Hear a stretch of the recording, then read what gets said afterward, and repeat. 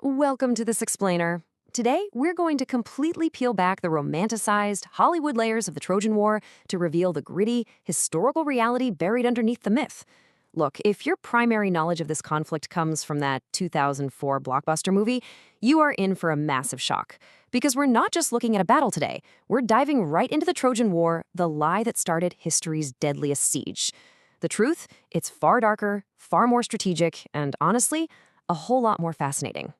It brings up the ultimate question. Was history's most famous war really fought for a woman's love? Or was it for pure, unadulterated greed? Pop culture has been telling us for decades that this was a tragic tale of pure romance between Paris and Helen. But when you actually dig into the ancient texts and modern historical analysis, they point to a massive, highly calculated deception. This was a war driven by fierce politics, immense maritime wealth, and some truly desperate grabs for power.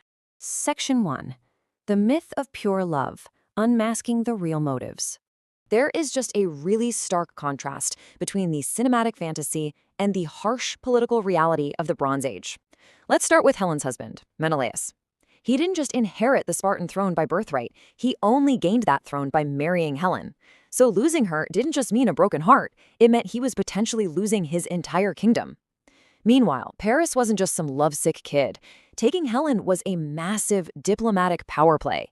He wanted to prove to the neighboring Hittite empire that Troy could snatch the most prized possession right out of a powerful Greek king's home.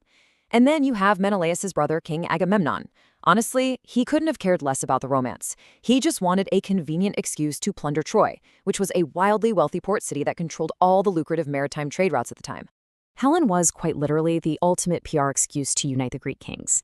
Back then, agricultural values and hospitality were absolutely sacred. Agamemnon was a master manipulator. He weaponized these family values and the outrage of a stolen wife as a massive public relations campaign. It was the absolute perfect excuse to rally an unprecedented armada of over 1,000 ships. Make no mistake, those Greek kings didn't sail across the Aegean Sea for love. They sailed to get their cut of Troy's unimaginable wealth. Section 2. A decade of stagnation. 9 years of raids and plunder. Now, the actual timeline of this war is entirely misunderstood. If you think the Greeks just sailed up, immediately surrounded the walls of Troy, and fought pitched battles there for 10 straight years, you've totally been lied to. Troy's walls were incredibly formidable. The Greeks couldn't breach them, so what did they do? For 9 long years, they basically operated as pirates. They spent a decade raiding over 20 surrounding islands, totally destroying the countryside, taking captives and looting treasure, just to cut off Troy's supply lines. It wasn't until the 10th year, when a really devastating plague struck the Greek camp, that the famous events of Homer's Iliad actually kick off. History's greatest epic actually only covers a few chaotic weeks right at the very end of a 10-year stalemate. Section 3. Achilles' Wrath and Tragedy, the Real Cost of Ego. Those final weeks were defined entirely by petty internal bickering, not noble combat, and Hollywood altered these ancient texts dramatically to hide that.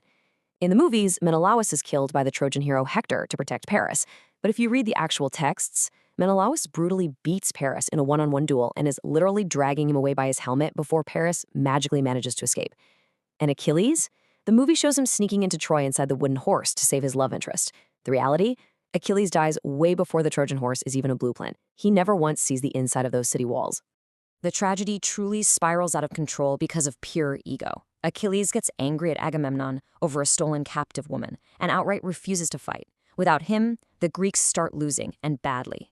To save the army, Achilles' closest companion, Patroclus, begs to fight in Achilles' armor. But things go wrong, and the Trojan commander Hector kills Patroclus. When Achilles gets that news, he doesn't just get mad. He goes into a blind, terrifying, murderous rage. He slaughters his way straight to the city walls, terrifies Hector so badly that he chases the Trojan prince 3 full times around the massive city of Troy, and finally drives a spear right through his neck. And then, Achilles does the unthinkable. He mutilates the body. 10. For 10 agonizing days, Achilles tied Hector's body to the back of his chariot and dragged it through the dirt around Patroclus' tomb. It was an incredibly horrific display of disrespect. And it only stopped when the elderly Trojan king Priam risked everything. He snuck into the enemy camp in the dead of night, completely unarmed, and fell to his knees to beg the man who just murdered his son for the mutilated corpse. It is without a doubt one of the most profoundly human and tragic moments in the entire ancient text. Section 4. The Ultimate Wooden Deception, Anatomy of a Bronze Age Heist. So eventually, Achilles is killed by a poisoned arrow to the heel, shot by Paris. With their absolute best warrior dead, the Greeks are back at a total stalemate. They desperately need a miracle. Enter the master strategist Odysseus, who engineers the ultimate heist, a massive psychological operation. They sail their entire fleet away, hiding them behind an island about 10 miles out. They leave just one single soldier, Sinon, on the beach, along with a massive hollow wooden horse. Sinon's entire job was to lie. He claimed the Greeks had given up and left the horse as an offering to the goddess Athena, warning the Trojans that bringing it inside would guarantee them divine favor. And despite very clear warnings from their own priest, the Trojans completely took the bait. They dragged the supposed offering right into their city, partying late into the night to celebrate a false victory, all while Greek assassins were waiting patiently inside the wooden belly. Section 5. Hollywood's Biggest Trojan Lies, The True Cost of Troy's Fall. If you thought this story was going to end with a dramatic but somehow neat cinematic resolution, you need to prepare yourself. The royal family was annihilated, the women captured, and the city turned to ash. Once the Greeks opened those gates from the inside, it wasn't a battle. It was a straight-up massacre. Achilles' son hunted down the elderly King Priam and slaughtered him right on a religious altar. And even worse, to guarantee no heir could ever rise up to seek revenge, they took Hector's infant son and threw him from the high walls of Troy. This was a war of total, absolute annihilation. You know that cinematic lie where Paris and Helen escape together and walk off into the sunset? The brutal truth is that Paris was killed by a Greek archer before the Trojan horse was even built. And Helen? When Menelaus finally tracks her down in her chambers, his sword is drawn and he's fully ready to kill her. But he's so mesmerized by her beauty that he just drops his weapon, spares her life, and takes her right back home to Sparta. And in this incredibly wild twist of dark irony, the greedy King Agamemnon actually survives the entire 10-year war, sails back home rich and victorious, only to be immediately murdered in his bathtub by his own wife and her lover. Section 6. The True Historical Kernel, Finding Hisarlik. So you have to wonder, did any of this actual bloodshed, greed, and deception really happen outside of Homer's beautiful poetry? Astonishingly, yes. Archaeologists discovered a real Bronze Age city in modern-day Turkey at a site called Hisarlik. When they dug down, they found these massive destruction layers, ash, fire, ruined walls, that perfectly date to around 1200 BCE. That is the exact time the myth supposedly took place. Historians widely agree that a real, brutal conflict happened here, but it was highly likely an economic war over trade routes, taxes, and port access. Over centuries of oral storytelling, the really stark reality of human greed was magnified. It was mythologized and layered with gods, golden apples, and sea monsters, until Homer finally wrote the whole shebang down.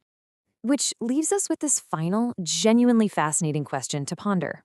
If a real Bronze Age city burned to the ground purely for human greed and economic power, why do we prefer to remember it as a romantic tragedy of the gods?